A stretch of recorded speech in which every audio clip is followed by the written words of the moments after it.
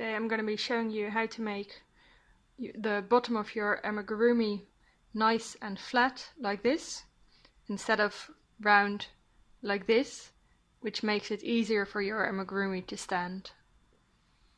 So what you can do is you can use plastic mesh. It's also called like plastic canvas or something like that. I found this at a hobby shop where they also sold embroidery stuff.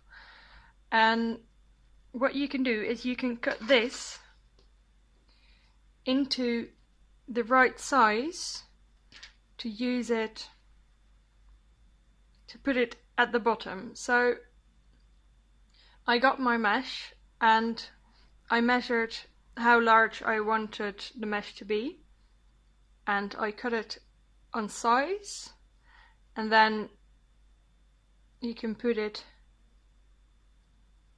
in there.